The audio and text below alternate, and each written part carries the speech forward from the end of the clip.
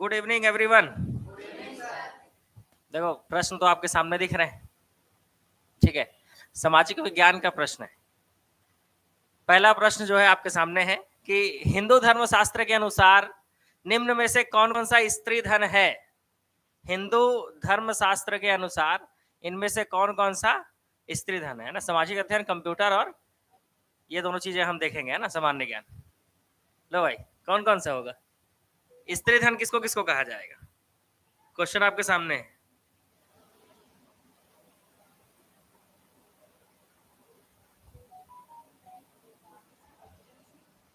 बताइए, हिंदू धर्म शास्त्रों के अनुसार स्त्री धन किसे कहा जाएगा।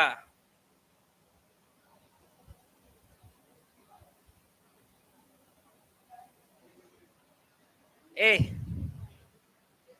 आज जल्दी नोटिफिकेशन आ गया। हाँ, आज जल्दी आ गया। सी आएगा। ए बी सी डी मतलब माँ से धन, भाई से धन, पिता से धन और पति से धन, ठीक है। और कोई? सी आएगा। सी का मतलब चारों हो गए ना ऑप्शन, तो क्या आएगा? ए आएगा। अबे इधर इधर छाटना है नीचे। अच्छा, ए बी सी आएगा। अच्छा सॉरी, माय मिस्टेक। ठीक है ठीक है, ए बी सी आएगा बोल रहे हो। चौथा ऑप्शन भी देख ही लो। अब चौथा ऑप्शन है ए और सी। चौथा ऑप्शन ए और सी है। चलो बताओ क्या होगा आंसर, क्या आंसर लेना चाहोगे भाई। ऑनलाइन वाले कुछ बोलोगे? अभी शॉक्ड है इन लोग। हाँ, ए आएगा। चलो मैं आपको एक क्लू देता हूं, ठीक है। मनुस्मृति जो है, मनुस्मृति में कहा गया है कि एक स्त्री को एक पुत्री के रूप में अपने पिता की, एक पत्नी के रूप में अपने पति की और एक मां के रूप में अपने बेटे की सदैव रक्षा करनी चाहिए।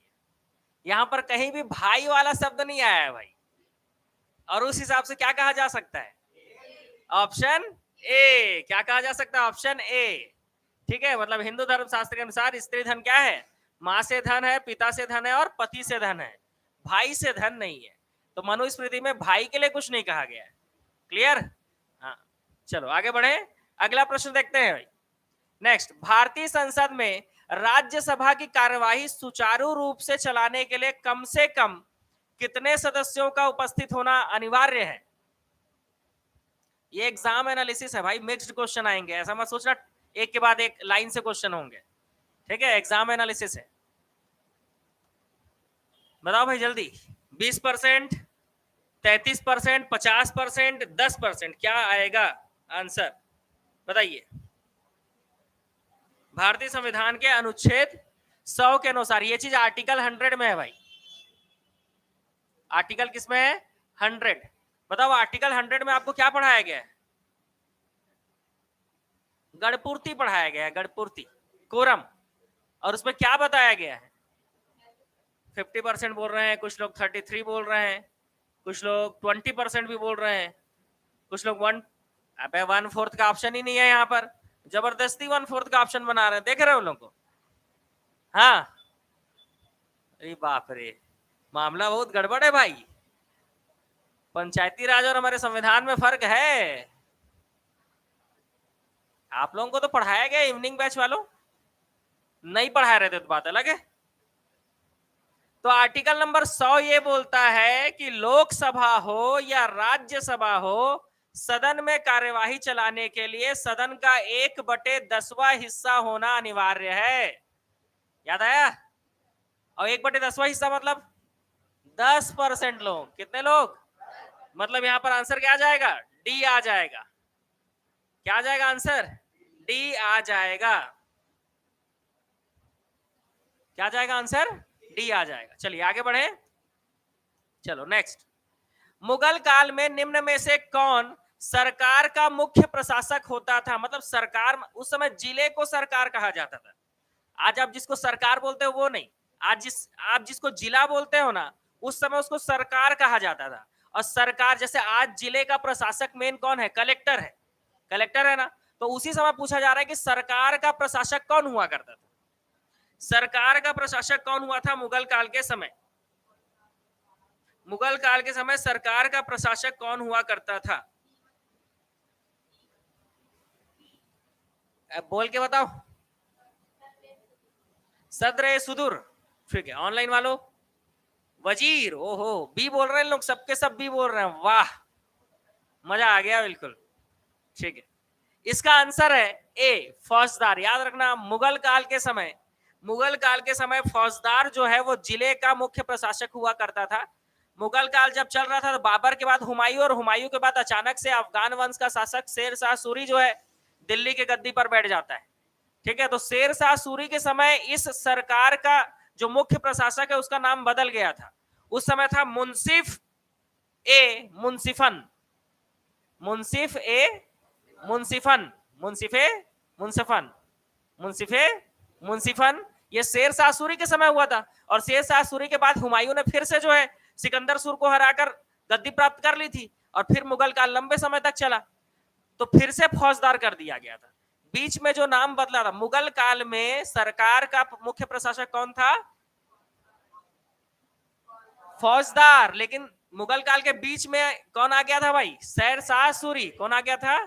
शेर शाह सूरी, वही जिसने बंगाल के सोनार गांव से लाहौर तक जो है रोड बनवाया था, इसको जीटी रोड कहा जाता है, ग्रैंड ट्रंक रोड कहा जाता है ना, शेर शाह सूरी, है ना। और शेर शाह सूरी के बारे में क्या जान रहे हो? इसका मकबरा कहाँ है बताओ? शेर शाह सूरी का सासाराम में है, सासाराम बिहार, है ना। बिहार के सासाराम में शेर शाह सूरी का मकबरा है, ठीक है। शेर शाह सूरी कैसे मारा गया? किसके, कौन सा युद्ध लड़ने गया था वो?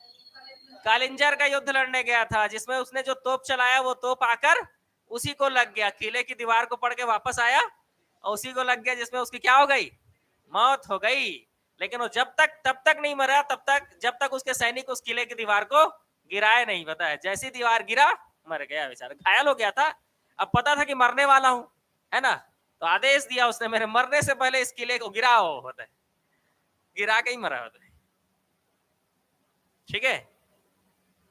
याद रखना, फौजदार समझ में आ गया, मुंसिफे मुंसिफन समझ में आया, शेर शाह सूरी का मकबरा कहां है समझ में आ गया। चलो बहुत बढ़िया, अगला प्रश्न की ओर चलते हैं। निम्न में से कौन सी गोदावरी की सहायक नदी नहीं है? पूछा है, नहीं है, नहीं है। कोयना नहीं है, कैसे बता भाई?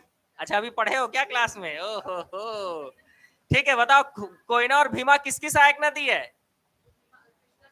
कृष्णा की सहायक नदी है, इसीलिए इसका आंसर क्या हो जाएगा? कोयना। कोयना गोदावरी की सहायक नदी नहीं है, क्योंकि भीमा नदी पर भीमा डैम, कोयना नदी पे कोयना डैम, ये दोनों नदियां किसकी सहायक नदी है? कृष्णा की सहायक नदी है। जबकि वेनगंगा, पेनगंगा, वर्धा, प्राणहिता, इंद्रावती, सबरी, ठीक है, ये सब किसकी सहायक नदी है? गोदावरी की सहायक नदी है। किसकी सहायक नदी है? गोदावरी। और गोदावरी को ही क्या कहा जाता है? वृद्ध गंगा या दक्षिण की गंगा कहा जाता है ना। चलो बात करते हैं 1857 की क्रांति, है ना। चमक उठी सन 57 में, ऐसी सुने थे ना। हाँ, उस समय किसने इस विद्रोह को मुस्लिम षड्यंत्र कहा था? कि ये विद्रोह नहीं है, ये क्या है? एक सिर्फ मुस्लिम षड्यंत्र है भाई। 1857 की जो क्रांति थी, 1857 का जो विद्रोह था, इसको किसने मुस्लिम षड्यंत्र कहा था, पूछा जाता है।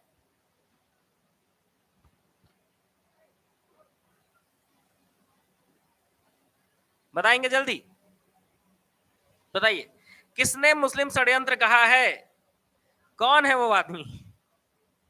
उसका नाम बहुत खतरनाक है, इसमें सबसे खतरनाक नाम ढूंढो। सबसे खतरनाक नाम कौन सा है? ए, जेम्स आउट्रम। James Outram. याद रखेंगे, 1857 की क्रांति के विद्रोह को मुस्लिम षड्यंत्र किसने कहा था? किसने कहा था? आए सर बोलने की जरूरत नहीं है, जेम्स आउट्रम। क्या याद रखना है? जेम्स आउट्रम, ठीक है। अच्छा, 1857 की क्रांति के बारे में बताओ। 1857 की क्रांति में के समय मुगल बादशाह कौन था? कौन था भाई मुगल बादशाह? शाह आलम द्वितीय। अच्छा, कौन था? बहादुर शाह जफर। ठीक है। आत्मा के विषय में गुरु नानक देव जी का क्या विचार था? आत्मा अमर है, आत्मा नश्वर है, मतलब नष्ट नहीं किया जा सकता, कोई आत्मा नहीं होती है, आत्मा सिर्फ एक भ्रम है। क्या कहा है गुरु नानक जी ने?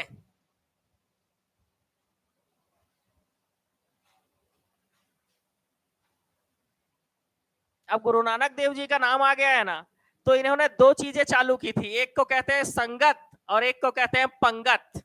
ये चीजें उन्होंने चालू की थी, इसके बारे में भी चर्चा करेंगे अभी। फिलहाल गुरु नानक जी ने क्या कहा है, आत्मा के बारे में क्या कहा था? बी, ये लोग सब भी बोल रहे हैं। इन्होंने कहा था आत्मा क्या है भाई? आत्मा अमर है। आत्मा क्या है? अमर है। ठीक है, याद रखना गुरु नानक देव ने ही जो है संगत और पंगत जो है ये चालू किया था। संगत का मतलब होता है धर्मशाला और पंगत का मतलब होता है लंगर। पंगत का मतलब होता है क्या? लंगर होता है। और गुरु नानक के जो निशुल्क भोजनालय का नाम था वो था गुरु का लंगर। क्या था? गुरु का लंगर। ये बहुत फेमस हुआ था भाई।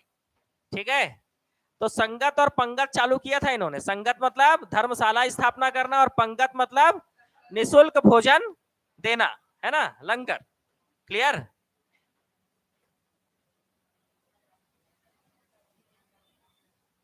चलो आगे बढ़ेंगे।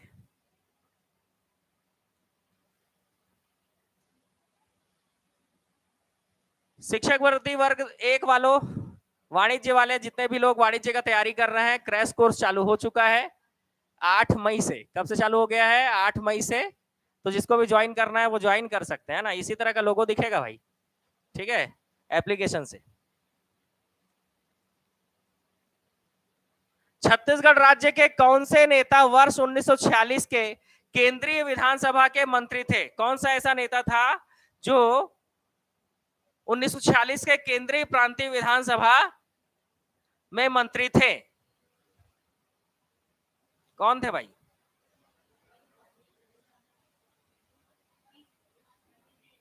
पंडित रविशंकर शुक्ल। श्योर? ठीक है, पंडित रविशंकर शुक्ल सही आंसर है। बताइए पंडित रविशंकर शुक्ल के नाम पर छत्तीसगढ़ से कौन सा सम्मान दिया जाता है छत्तीसगढ़ शासन के द्वारा? किस चीज के लिए सम्मान दिया जाता है पंडित रविशंकर शुक्ल? बताएंगे जल्दी जल्दी।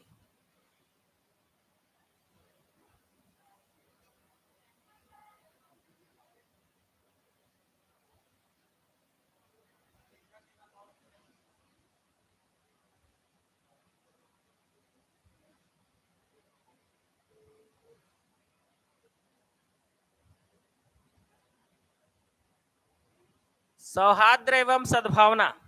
सौहार्द एवं सद्भावना। चलो अगला प्रश्न। प्राचीन भारत के इतिहास में संबंधित हाथी गुम्फा शिलालेख बहुत इंपॉर्टेंट है भाई, है ना। हाथी गुम्फा शिलालेख जो है किस राजवंश से संबंधित है? किस राजवंश से संबंधित है? किससे? खारवेल से। ये कौन से भाषा में है हाथी गुम्फा अभिलेख? तो हाथी गुम्फा अभिलेख याद रखना प्राकृत भाषा में है।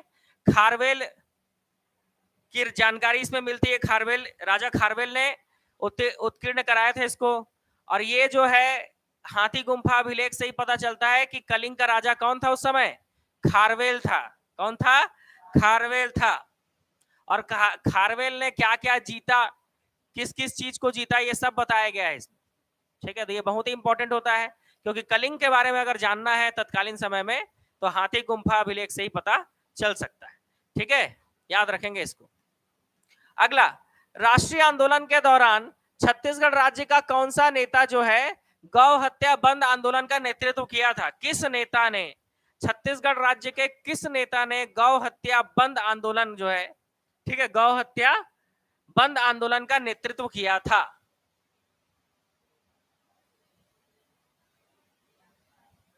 सोचिए सोचिए।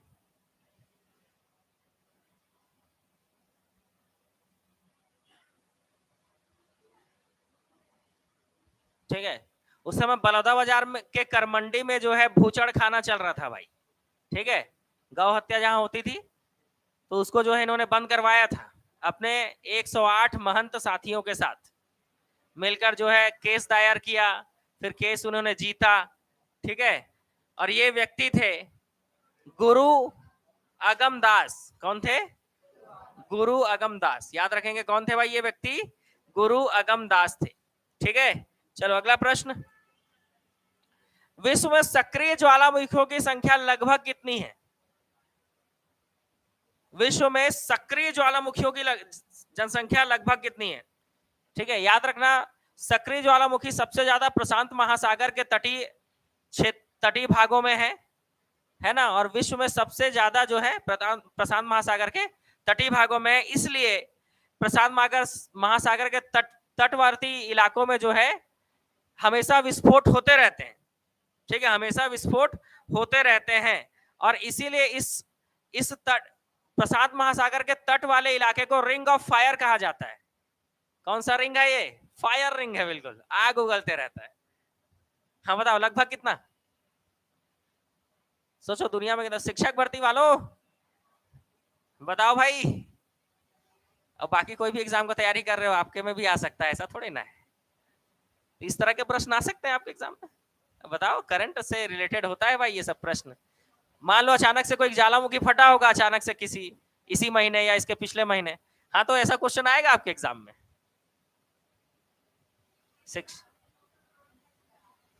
लगभग 500। लगभग कितने? तो लगभग 500। कितने हैं? लगभग 500 है। अगला,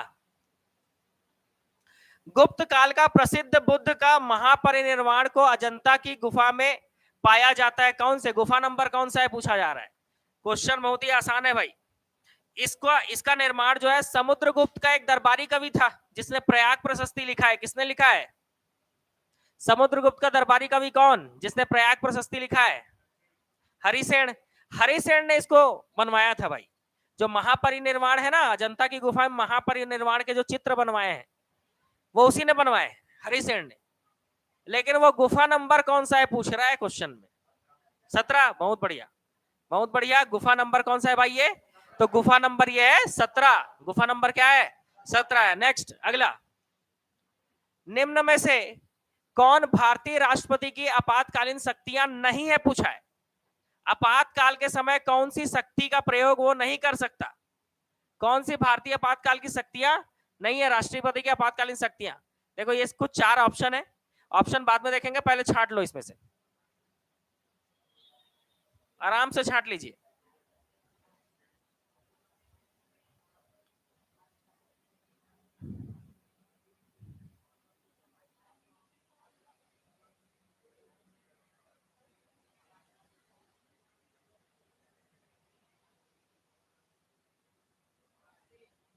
इंजीनियर लोगों के लिए भी खुशखबरी है भाई, इंजीनियर लोगों का भी पद आया है, सहायक प्रबंधक का।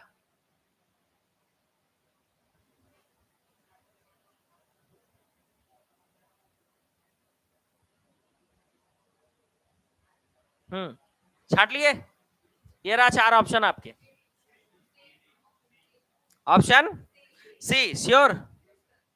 ऑप्शन सी, क्योंकि बी और डी अपराधियों के लिए माफी, ये उसकी आपातकालीन शक्तियों में नहीं है, वो उसके क्षमादान की शक्ति में है। और युद्ध की घोषणा, ये भी उसके आपातकालीन शक्तियों में नहीं है, वो उसके सैन्य शक्ति में है। ठीक है, क्योंकि सर्वोच्च सेनापति होता है राष्ट्रपति, उसके सैनिक शक्ति में है कि वो युद्ध की घोषणा कर सकता है, युद्ध विराम कर सकता है, और अपराध के लिए अपराधियों को माफी दे सकता है, ये उसके क्षमादान की शक्ति है, आपातकाल की शक्ति नहीं है। ठीक है ना, आपातकाल पढ़े हो ना।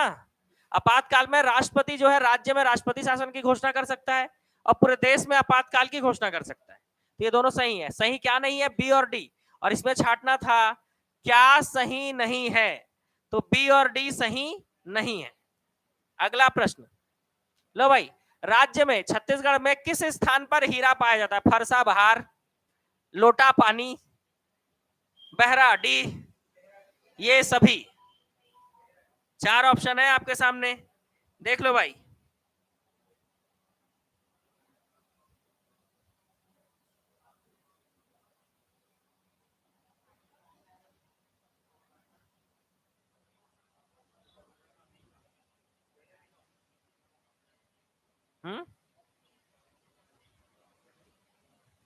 क्या चीज?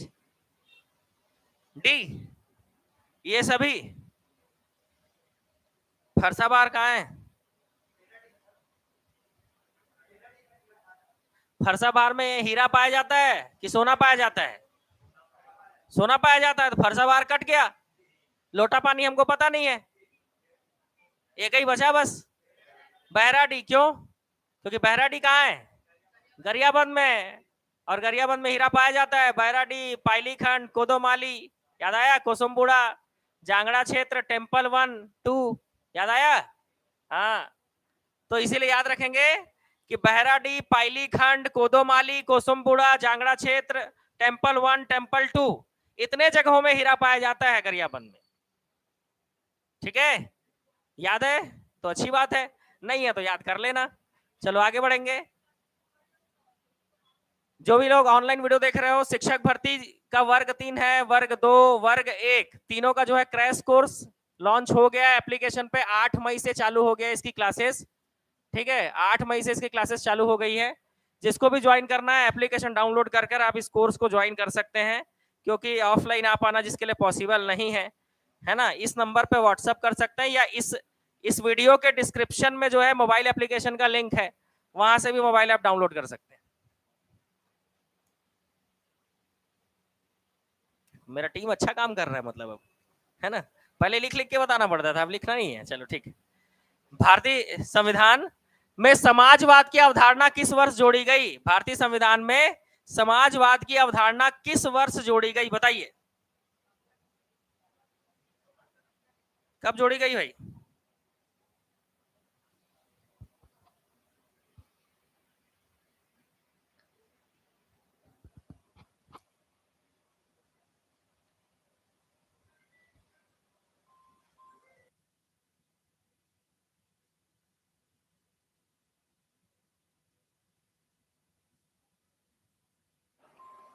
ठीक है, तो कहां पहुंच गए अपन? हाँ बताओ जल्दी, मैंने पढ़ाया था आपको, बताओ जल्दी। समाजवादी, पंथ निरपेक्ष, है ना, ये सब जोड़ा गया था ना? कब जोड़ा गया था वही पूछा जा रहा है, कब जोड़ा गया था?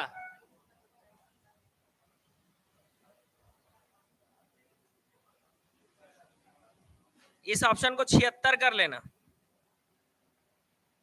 अब बताओ, बस वही होगा जिसको सुधारे हैं। 42वां संविधान संशोधन 1976, 1976, है ना, 42वां संविधान संशोधन याद रखना। इंदिरा गांधी के समय 42वां संविधान संशोधन किया गया था, और उसके तहत ही समाजवादी शब्द जोड़ा गया था। ठीक है, चलो 42वां याद रखेंगे। अगला प्रश्न, निम्न में से कौन सा दर्रा सिक्किम राज्य में स्थित है? नाथुला। ओहो, चलो याद है, अच्छी बात। इस नाथुला दर्रे को कब बंद कर दिया गया था? 1962 भारत चीन युद्ध, और कब फिर से चालू किया गया? 2006। कब फिर से चालू किया गया था? अच्छा बताओ तो, बारालाचा दर्रा कहाँ है? हिमाचल प्रदेश। जोजिला दर्रा जम्मू कश्मीर, जम्मू कश्मीर और लद्दाख के बीच में। बनिहाल दर्रा जम्मू कश्मीर। फिर पांजाल पर्वत श्रेणी। भूगोल का क्लास चल रहा है कि नहीं चल रहा है? मजा आ रहा है कि नहीं भूगोल क्लास में? आ रहा है ना? ठीक, आंसर बताओ, बढ़िया है ना। आगे बढ़ेंगे। भारतीय संविधान द्वारा मुफ्त शिक्षा का अधिकार किस उम्र में प्रदान किया जाता है? शिक्षक भर्ती वालों इतना ही पूछ सकता है आपसे। 6 से 14। अब जो एसआई का एग्जाम दे रहे होंगे, या श्रम निरीक्षक का एग्जाम देंगे, या सहायक में नहीं, और कौन सा एग्जाम है? 2 एग्जाम है ना अभी आगे, एसआई और श्रम निरीक्षक। आप लोग ये बताओ, इसको कब लागू किया गया, किस संशोधन से लागू किया गया भाई? एसआई वाले, एसआई मेंस देने वाले हो, आप लोग से थोड़ा टफ क्वेश्चन पूछा जाएगा। ठीक है, शिक्षक भर्ती में इतना ही पूछ सकता है। आप लोग से ये पूछा जा सकता है कि किस संशोधन से 86 कब हुआ था? 86वां संविधान संशोधन आ गया भाई आंसर, लेकिन कब हुआ? 86वां संविधान संशोधन।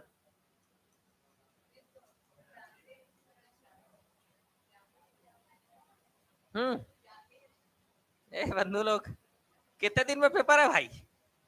10-12 दिन, 10 दिन में जान छूट रहा है कि नहीं? छूट रहा है, सबका छूट रहा है। ठीक है, 2002, बहुत बढ़िया, बहुत सही है आंसर आपका। ठीक है, 86वां संविधान संशोधन 2002 के तहत भारत के संविधान के आर्टिकल, मौलिक अधिकार में एक आर्टिकल जोड़ा गया था। उस आर्टिकल का नाम क्या है? और टफ, ऐसा ही मेंस के लिए क्वेश्चन है भाई, ये सीधा। शिक्षक भर्ती वाले डरने की जरूरत नहीं है, आपको इतना जाना ही नहीं है। ठीक है, इन लोग बताएंगे, एसआई वाले लोग, एसआई व्यापम पीएससी वाले बताएंगे इसका answer. 21A, very good. Article 21A, article 21A जोड़ा गया था, 21 का जोड़ा गया था। क्या जोड़ा गया था? 21 का जोड़ा गया था। चलिए आगे बढ़े।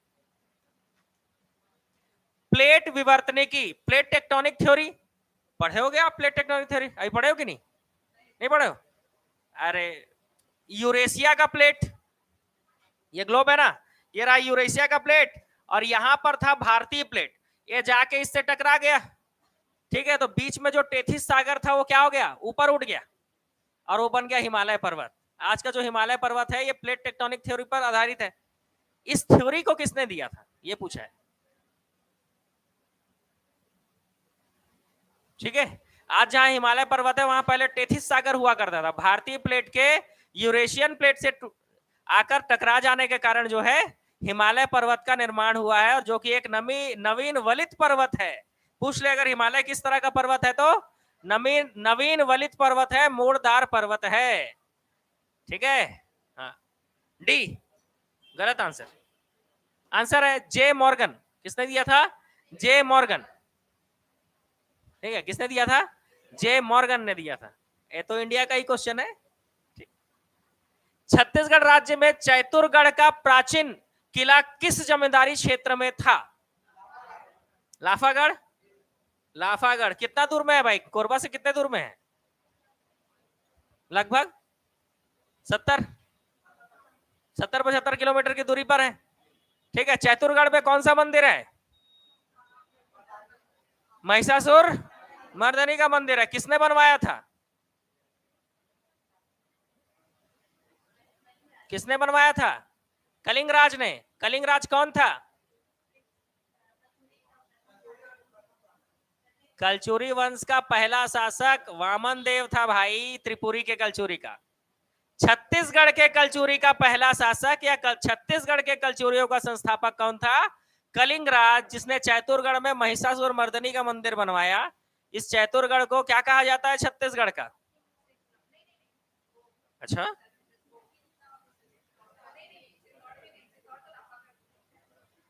छत्तीसगढ़ का क्या कहा जाता है? कश्मीर कहा जाता है बे। वहां जाके फोटो खिंचाओगे तो पीछे कश्मीर जैसी वादियां हैं। बताया भी था कि पीछे जो है कश्मीर जैसी घाटियां दिखती है, इस कारण इसको छत्तीसगढ़ का कश्मीर कहा जाता है। लाफागढ़ छत्तीसगढ़ का चित्तौड़गढ़ है। लाफागढ़ छत्तीसगढ़ का चित्तौड़गढ़ है। डोंगरगढ़ में किसका मंदिर है? बमलेश्वरी माता का मंदिर है। जोर से बोलो, सब जोर से बोलो, और जोर से बोलो, और जोर से बोलो। खावा के कुछ है, ऐसे ही आ जाते हो। जो धीरे बोलेगा उसका सिलेक्शन मुश्किल है भाई। जोर से बोलो।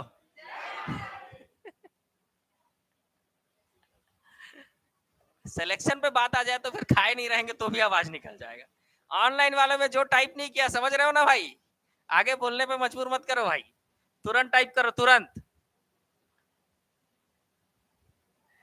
चलो, खैरागढ़। खैरागढ़ में क्या है भाई? इंदिरा कला एवं संगीत विश्वविद्यालय, 1956। चलो आगे बढ़े। चलो जोड़ी मिलाओ। भोजली मतलब भादो, भा से भा मिला दिया, बहुत बढ़िया। चलिए पोला। पोला बताइए, पोला त्योहार कब मनाया जाता है? सावन में। ठीक है, पोला मतलब सावन। अगला मातर, मातर, मातर कब? कार्तिक, बहुत बढ़िया। माटी तिहार, माटी तिहार कब? इतना आसान प्रश्न आया था भाई, शिक्षक भर्ती वालों, इतना आसान प्रश्न आया था। ठीक है, अच्छा मैं इनसे पूछता हूँ थोड़ा, ऐसा मेंस वालों से तैयारी देखें।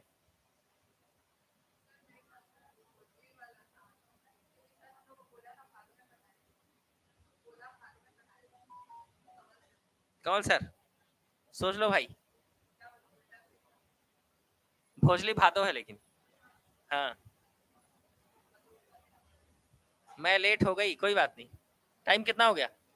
ये 29वां क्वेश्चन है, टाइम इतना हो गया, मतलब आधा क्वेश्चन होने वाला है। ठीक है, चलिए आगे बढ़े, टाइम तो चल रहा है, आधा घंटा हो चुका। क्लियर? हाँ, ऐसा ही मेंस वालों से पूछने वाला था मैं कुछ। आप मेरे को ये बताओ, हरेली बताओ, हरेली।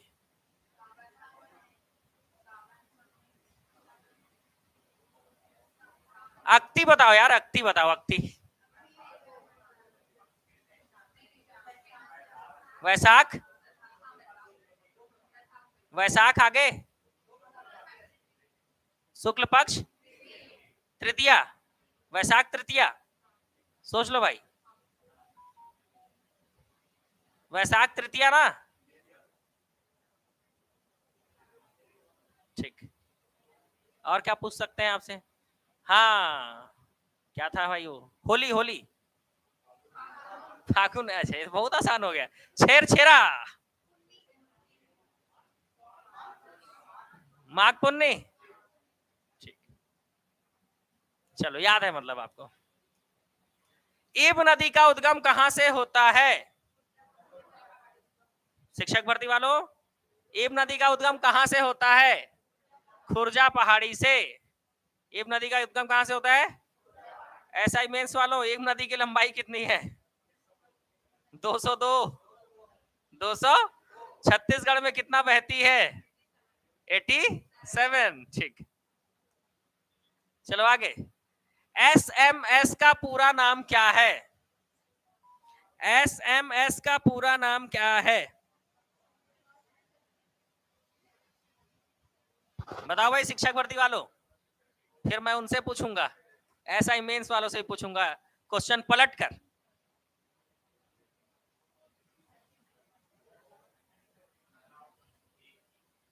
हाँ, ए लग रहा है, ऑनलाइन वाले भी सब ए बता रहे हैं, बहुत बढ़िया। Short message service. चलो ऐसा ही मेंस वाले बताओ, एमएमएस का फुल फॉर्म क्या है? कोई ऑप्शन नहीं है और। MMS, multimedia messaging service. ठीक है, चलो आगे बढ़ेंगे। कौन सी शॉर्टकट की टेक्स्ट को सेंटर में अलाइन करने के लिए की जाती है? मतलब मान लीजिए आपने ऐसे ऐसे करके कुछ लिखा है, ठीक है, अब पेज कुछ इस तरह से, अब यहां पर जो आपने लिखा है ये चाहते हो कि ये क्या हो जाए, ये लिखा हुआ बीच में आ जाए बिल्कुल, तो क्या करना पड़ेगा?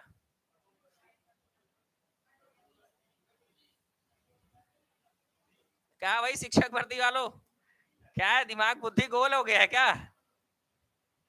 इसके लिए कंप्यूटर चलाना बहुत जरूरी है। मेरे ऑपरेटर लोग से पूछूंगा तो एक बार में बता देंगे, उन लोगों का दिन भर यही काम होता है, कंट्रोल ई, कंट्रोल ई। ठीक है, चलो ऐसा ही मेंस वाले बताएंगे, कंट्रोल एफ का मतलब फाइंड, मतलब सर्च करना, कंट्रोल एक्स का मतलब कॉपी करना होता है, कंट्रोल एक्स मतलब कंट्रोल प्लस एक्स, बताइए कंट्रोल प्लस एक्स कट करना, कट, कंट्रोल प्लस पी, सुबह पेस्ट मतलब वी होता है, प्रिंट करना, पी का मतलब प्रिंट करना, ऐसी गलती करके आओगे एग्जाम में। वी का मतलब पेस्ट होता है, सी का मतलब कॉपी, सी का मतलब कॉपी, वी का मतलब पेस्ट, एक्स का मतलब कट और पी का मतलब प्रिंट, एफ का मतलब फाइंड, एफ का मतलब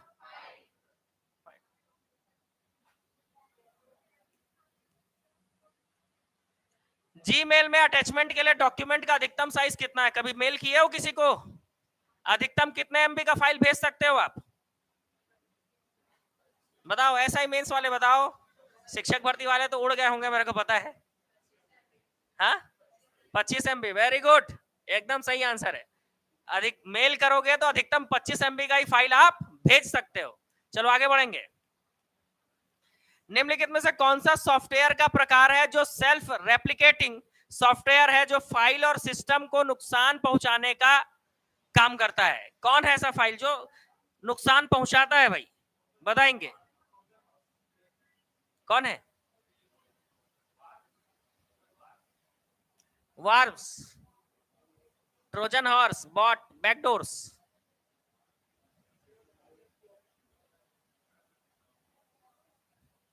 चलो जल्दी बताओ, आगे बढ़ेंगे।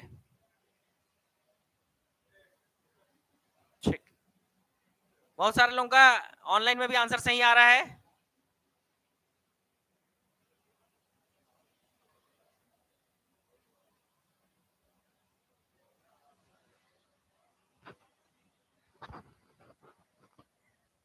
ये लोग एक कैसे बोल रहे हैं ऑनलाइन वाले? आंसर भी है वर्म्स। ये एक प्रकार का सॉफ्टवेयर है जो कि सेल्फ रेप्लिकेटिंग होता है और फाइल्स और सिस्टम को नुकसान पहुंचाता है। इसको ढूंढ पाना अत्यंत कठिन होता है क्योंकि ये अदृश्य फाइलों के रूप में होता है। देख पाओगे तो डिलीट कर दोगे, नहीं देख पाओगे जिसको, अदृश्य फाइल के रूप में होता है। और ये क्या करता है? कंप्यूटर नेटवर्क का जो बैंडविड्थ होता है, कंप्यूटर नेटवर्क का जो बैंडविड्थ होता है उसको नष्ट करने का काम करता है। क्लियर? चलो आगे बढ़ेंगे। कंप्यूटर क्षेत्र में प्रयोग हो सकता है किसका?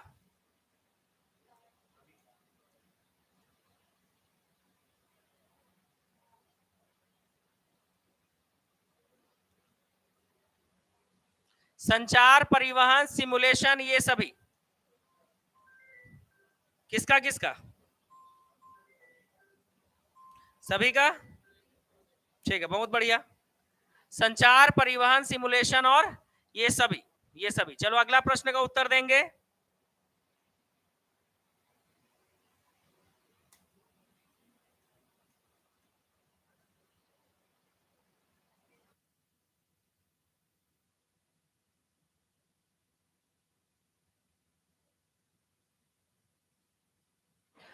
बताइए नेक्स्ट प्रश्न का उत्तर। वेब सर्च इंजन के द्वारा कई वेब पेजों के बारे में सूचना स्टोर करते हैं, कौन?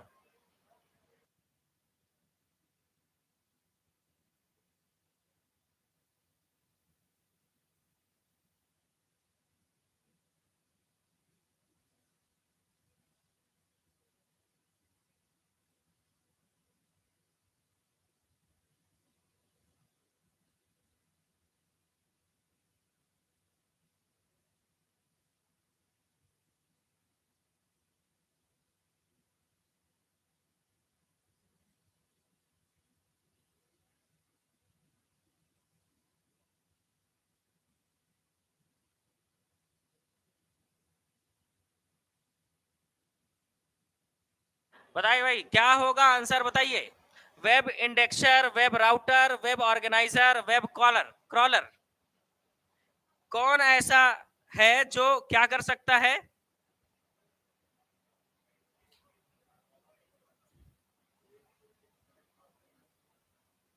कई वेब पेजों के बारे में सूचना स्टोर कर सकता है, कौन है भाई?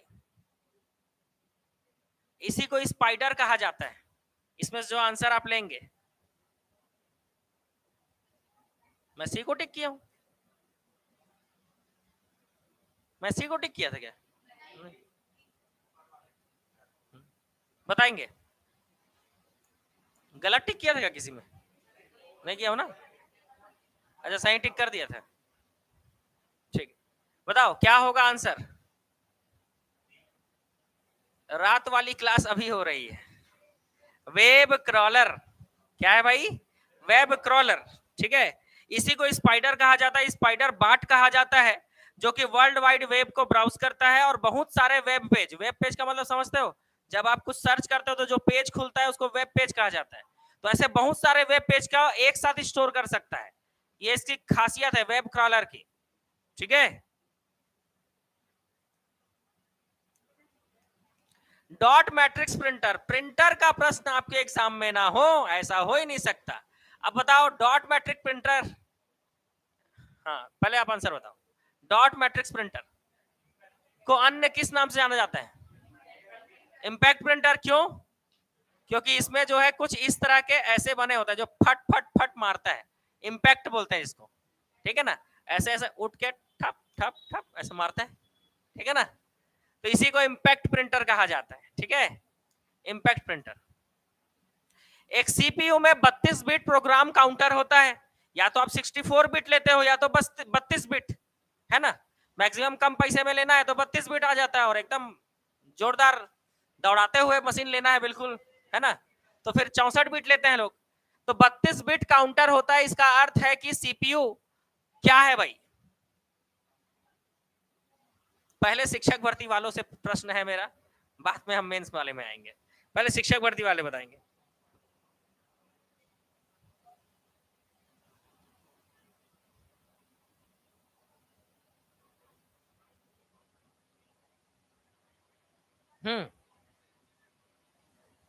ए सी,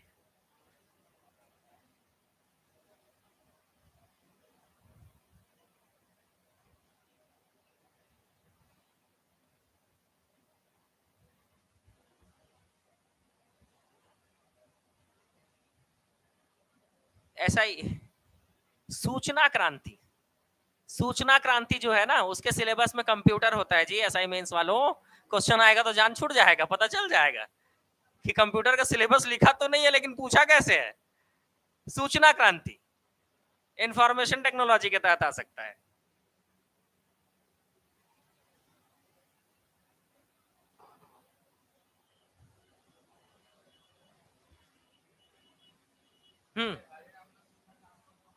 बताइए। ए बी सी डी। ए गलत। 4G मेमोरी लोकेशन, अनएक्सपेक्टेड, बिल्कुल जान छुटा देने वाला चीज, ठीक है। कोई ए तक पहुंचेगा, कोई बी तक पहुंचेगा, सी तक तो पहुंच नहीं सकता, और डी तक तो फिर पहुंच ही नहीं सकता हमारा बुद्धि। याद रखना भाई, ये ऐसा क्वेश्चन है जो आउट ऑफ सिलेबस क्वेश्चन है। अगर एग्जाम में आ जाए तो शायद ही कोई है जो बना पाया होगा 2019 के पेपर में। तुक्का मारने वाला बना लिया होगा, अलग बात है, ठीक है। क्योंकि मैं भी इतने सिस्टम, मेरे पास खुद इतने सिस्टम है, लेकिन मैं आज तक पूछा नहीं, पता है। मैं जानता हूँ 32 बिट होता है, 64 बिट होता है, लेकिन लोकेशन मैंने नहीं पूछा कभी उससे, होता है, ठीक है। तो सीधी सी बात है, इतना कंप्यूटर चलाने वाले को भी नहीं पता था, तो फिर एक सामान्य व्यक्ति को पता होना बहुत मुश्किल चीज है। इसके लिए सीपीयू, इसके लिए विंडोज के बारे में पढ़ना जरूरी है। विंडोज के बारे में, जो विंडोज का टॉपिक होता है ना, उसको पढ़ना जरूरी है, ठीक है। उसमें 32 बिट 64 बिट जितने भी बिट के होते हैं ना, सब एक साथ पढ़ सकते हो आप। अच्छा याद कर लिए हो। निम्नलिखित में से कौन ओपन सोर्स सिस्टम है? ओपन सोर्स का मतलब होता है जिसका प्रयोग कोई भी कर सकता है। अच्छा नहीं है पूछा है, कौन सा नहीं है जिसका प्रयोग खरीदोगे तभी कर पाओगे? बताओ। Open source system A B C D, क्या बोलेंगे आप आंसर?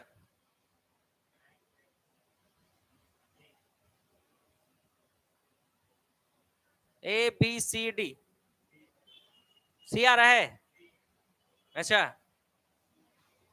क्यों भाई मैक ओएस क्यों आता है? क्योंकि एप्पल के फोन में, या एप्पल कंपनी, जो ओएस का मतलब होता है ऑपरेटिंग सिस्टम, ओएस का मतलब क्या होता है? Operating system. आईओएस सुने हो ना, आईफोन वाला iOS, Windows OS, Android OS, ये सब ऑपरेटिंग सिस्टम है, ठीक है। ये सब क्या है? ऑपरेटिंग सिस्टम है। एक कंप्यूटर बिना ऑपरेटिंग सिस्टम के, बिना बिना किसी ऑपरेटिंग सिस्टम के सिर्फ खाली डब्बा है वो, है ना। कंप्यूटर को बिना ऑपरेटिंग सिस्टम के नहीं चलाया जा सकता। आप जो ऑपरेटिंग सिस्टम यूज करते हो विंडोज है, इसके अलावा लिनक्स है, ठीक है। और बताओ एक आख, मैक ओएस तो है ही है, एक लिनक्स फेमस है। लिनक्स से ज्यादा याद आ रहा है, वो कंप्यूटर पढ़ाता था ना, तो उस समय पढ़ाया था पूरा ऑपरेटिंग सिस्टम को। दो चार तो याद है, दो तीन ही याद रहे। और लिनक्स के में भी एक है, और उबंटू, हाँ सही बताया, उबंटू। यूनिक्स, यूनिक्स, हाँ यूनिक्स। मेरा दिमाग सर, मेरा दिमाग भी बिना ऑपरेटिंग सिस्टम हो गया है। पांडे लोग भारी बदमाश होते हैं। पांडे जी, यहाँ पे सबका दिमाग जो है बिना ऑपरेटिंग सिस्टम के ही काम कर रहा है अभी। ठीक है, ये कंप्यूटर का एमसीक्यू नहीं चल रहा है, बदमाश लोग।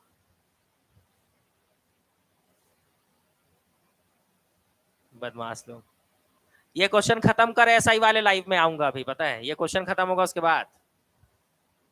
हाँ भाई, मेरे प्रिय बंधुओं, आंसर की अपेक्षा है आपसे। तो इसका आंसर है मैक ओएस। मैक ओएस जो है, याद रखना, मैक ओएस जो है, इसको किसने बनाया है? इसको इसको प्रस्तावित किया था स्टीव जॉब्स, नाम से सुना होगा आपने, स्टीव जॉब्स, 1984, जब पहली बार एप्पल का फोन आया था, टच स्क्रीन। दुनिया में हड़कंप मच गया था, होता है, जिससे फोटो भी खींचा जा सकता था। ठीक है ना। मैक ओएस के बारे में बता दूं, मैक ओएस के कुछ कुछ वर्जन है, उस वर्जन के नाम बड़ा ही दिलचस्प है। योजमाइट, योजमाइट, टाइगर, जैगवार, ये सब मैक ओएस के वर्जन है, पता है, मतलब ये लोग बढ़िया वर्जन बनाते हैं बिल्कुल। योजमाइट, टाइगर, जैगवार, ये सब सुनो तो समझ लेना क्या है भाई, मैक ओएस। मैक ओएस मतलब आईफोन वाला चीज ना, आईफोन का जो लैपटॉप होता है ना, एप्पल का जो लैपटॉप होता है, उसमें मैक ओएस चलता है। डीवीडी को कब विकसित किया गया? अरे ये तो मर भी गया है लगता है डीवीडी। अब तो पेन ड्राइव ने जगह ले लिया भाई इसका, है ना। पेन ड्राइव हो गया, हार्ड डिस्क हो गया, एसएसडी हो गया, इन्होंने जगह ले लिया। डीवीडी धीरे धीरे खत्म हो रहा है मार्केट से। हाँ भाई, डीवीडी बताइए, डीवीडी के बारे में पूछा गया, कब विकसित किया गया था, इसकी स्टोरेज क्षमता बताइए, और इसका मुख्य काम जान रहे हैं आप? वीडियो, वीडियो को सेव करने का काम डीवीडी में हुआ करता था।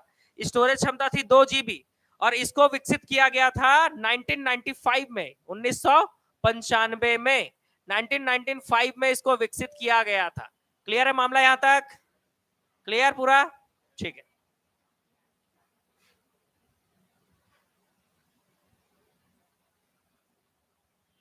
निम्न में से जीके का क्वेश्चन आ गया भाई। निम्न में से कौन सा भारतीय रिजर्व बैंक के पास वाणिज्यिक बैंक द्वारा जमा की गई गारंटी की राशि होती है? वाणिज्यिक बैंक जो होते हैं, जो कॉमर्शियल बैंक होते हैं, जैसे SBI, PNB, bank of Baroda, जो भी बैंक आप सुनते हो, ये लोग आरबीआई के पास, भारतीय रिजर्व बैंक के पास अपना कुछ राशि जो है रखते हैं, तभी इनको बैंक चलाने का परमिशन मिलता है। उसको क्या कहा जाता है?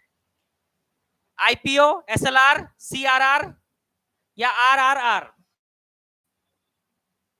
क्या कहा जाता है?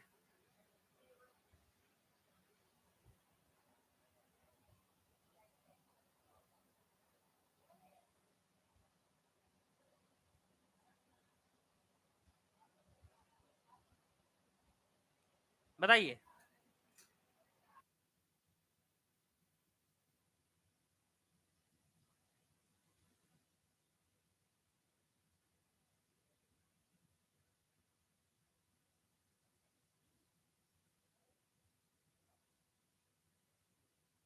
कहा जाता है?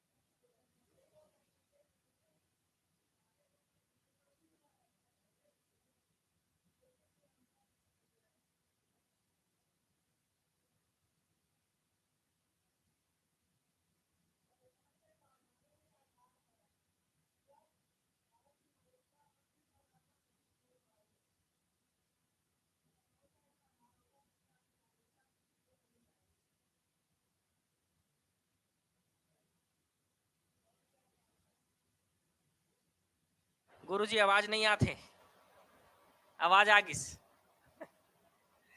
चलो एक बार पिछला प्रश्न फिर से बता दूं, निम्न में से इसका आंसर क्या है? CRR, नगद आरक्षित अनुपात।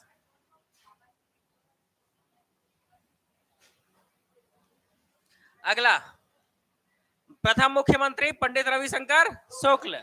अगला, संविधान के प्रावधानों के तहत कौन सा आधार भारत के नागरिकता नहीं खो सकते आप? अगर आप खुद से त्याग दो, आपका नागरिकता छीन लिया जाएगा। अगर आपको नागरिकता से वंचित कर दिया जाए, आपका नागरिकता छीन लिया जाएगा।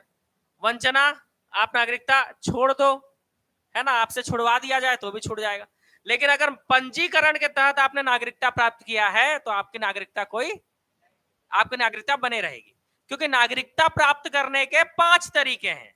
पहला, जन्म, आप भारत में पैदा हुए हो, आपके माता पिता भारत के हैं तो आपका जन्म मतलब आप भारत के नागरिक हो।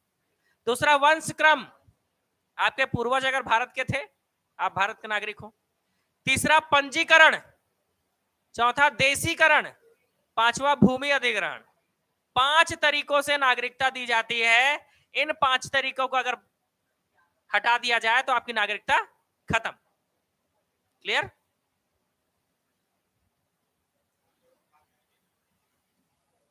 चलो अगले प्रश्न की ओर आते हैं भाई। हमारे संविधान में लोकतंत्र के निम्न में से किस रूप की परिकल्पना की गई है? कि हमारा लोकतंत्र कैसा रहेगा? प्रतिनिधित्व रहेगा, कि जनमत संग्रह के द्वारा होगा, कि कुलीन तंत्र होगा, मतलब कुल होगा, वंशानुक्रम होगा, या केंद्रीय शक्ति होगी? बड़ा ही बेहतरीन प्रश्न आपके सामने है। जनमत संग्रह, ऑनलाइन वालों, जनमत संग्रह बिल्कुल सही है। क्योंकि लोकतंत्र में जनता के द्वारा दिए गए वोट से चुना गया प्रतिनिधि ही जो है क्या करता है? शासन संभालता है, प्रशासन को संभालता है। तो यहां पर जनमत संग्रह होता है। जो आप वोट देने जाते हैं उसको क्या कहा जा सकता है? जनमत संग्रह कहा जा सकता है। क्लियर? चलो आगे बढ़ेंगे। निम्न में से कौन सा लौह इस्पात कारखाना द्वितीय पंचवर्षीय योजना के दौरान स्थापित नहीं किया गया था? मतलब इसमें से बाकी सब द्वितीय पंचवर्षीय योजना, कोई एक है जो तृतीय पंचवर्षीय योजना में जिसको लागू बनाया गया था, वो कौन है? कौन है वो?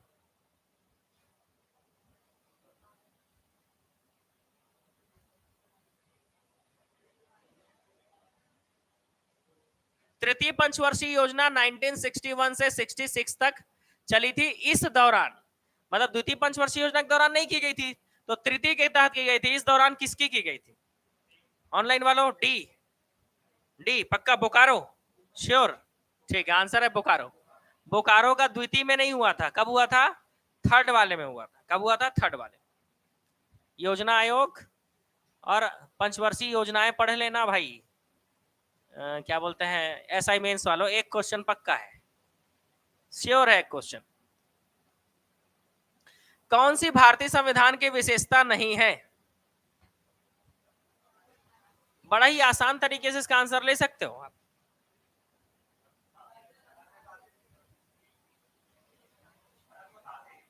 धर्म शासित, क्योंकि धर्म से शासित नहीं है हमारे यहाँ भारत का संविधान, किसी धर्म का, है ना। क्योंकि संविधान में क्या लिखा हुआ है? पंथ निरपेक्ष। ठीक है, तो पंथ निरपेक्ष है भाई। निम्न में से किस संविधान संशोधन के द्वारा संपत्ति के अधिकार को मौलिक अधिकार से दफा कर दिया गया था, हटा दिया गया था? कब? मौलिक अधिकार से हटाकर इसको कानूनी अधिकार बना दिया गया था। कब?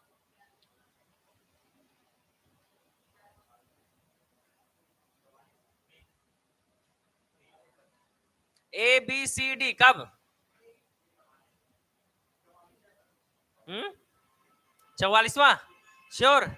ठीक है, 44वां संविधान संशोधन कब हुआ था भाई?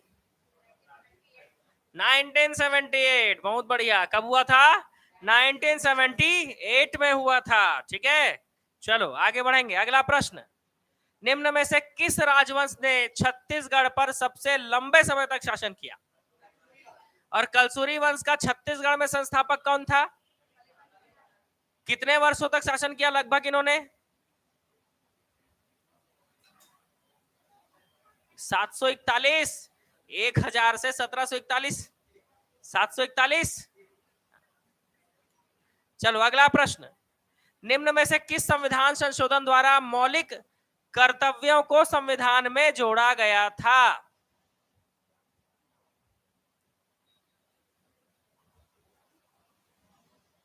बताएंगे भाई?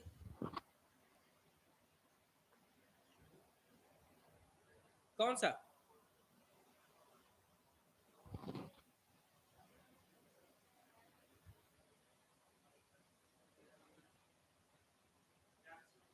बयालीसवा।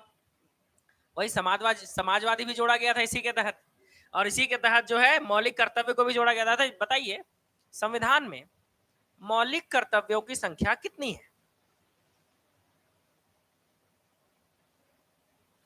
संविधान में, संविधान के भाग 4 का अनुच्छेद 51 का में जो मौलिक कर्तव्य बताए गए हैं उनकी संख्या कितनी है? 40 है इधर।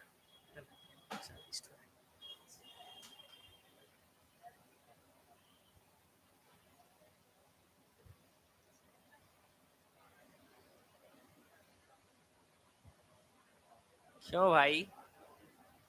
ऑनलाइन वाले इधर चिल्ला चिल्ला के बोल रहे सर इतना है, इतना है। 11। 11 है जी, वर्तमान में पूछा ना मैंने, वर्तमान में 11 है। अच्छा बताइए, ठीक, मौलिक कर्तव्यों को किस समिति के सिफारिश पर जोड़ा गया था? मौलिक कर्तव्यों को किस समिति के सिफारिश पर जोड़ा गया था?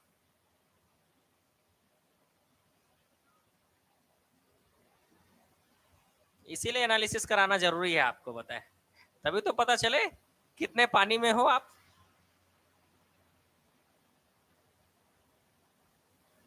तीन चार लोगों का आंसर आ गया भाई, बहुत बढ़िया, 3-4 लोगों का आंसर आ गया।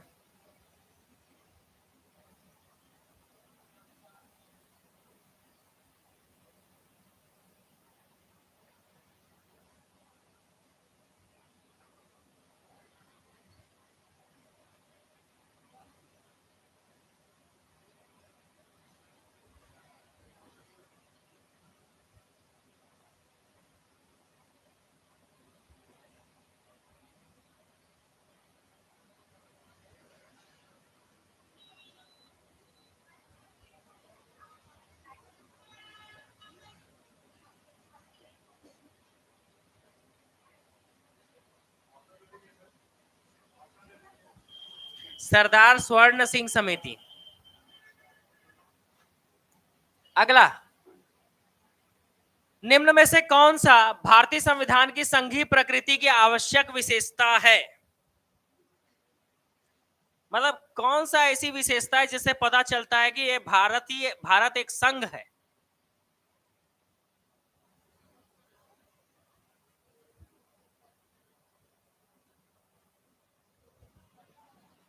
क्योंकि ये संविधान की कठोरता, लिखित संविधान, 2 सदनों वाली विधायिका, स्वतंत्र न्यायपालिका, संविधान के वर्चस्व को भी पूरा करता है।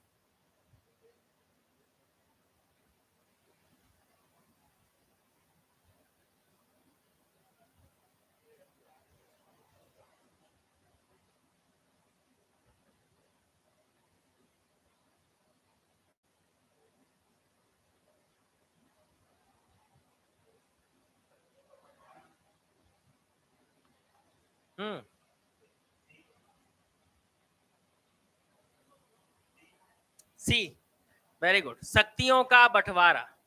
ठीक है, तो प्रीवियस ईयर छत्तीसगढ़ शिक्षक के एग्जाम में ये प्रश्न आए हुए थे।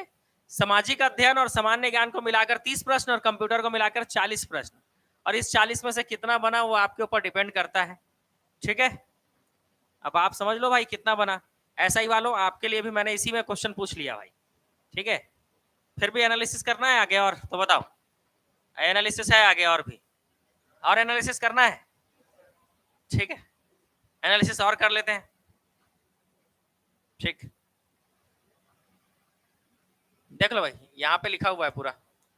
ऑनलाइन वालों, यूट्यूब वालों, ये सब क्रैश कोर्स चल रहा है भाई, ये जो दिख रहा है ना आपको, वर्ग 1 2 3 सबका चल रहा है। लिंक जो है डिस्क्रिप्शन में है मोबाइल ऐप का, और ये रहा व्हाट्सएप नंबर। इसमें व्हाट्सएप ही करना भाई, कॉल मत करना जब तक ज्यादा जरूरी ना हो, ठीक है। समय थोड़ा मिलना मुश्किल हो जाता है। अच्छा, नंबर दिख नहीं रहा है क्या? आप दिखेगा। तो आज का एनालिसिस खत्म, मिलेंगे हम कल के वीडियो में, अब कल के एनालिसिस में, ठीक है। और आज तो एक एनालिसिस और करना है ना, चलो एक एनालिसिस आज और करना है, तुरंत चालू कर रहे हैं 5 मिनट में। क्लास की टाइमिंग तो मेरे को खुद को पता नहीं होती कि कब होगी। एप्लीकेशन डाउनलोड कर लो, क्योंकि बार बार मैं आपको एप्लीकेशन डाउनलोड करना इसलिए बोलता हूं क्योंकि लिंक जो है डायरेक्ट एप्लीकेशन से आता है आपको, एप्लीकेशन के थ्रू डायरेक्ट जाता है लिंक आपको। जब भी एग्जाम का एनालिसिस चलेगा यूट्यूब पर, लिंक एक बार नहीं 5-6 बार जाएगा आपके पास, ठीक है। इसीलिए एप्लीकेशन डाउनलोड कर लो।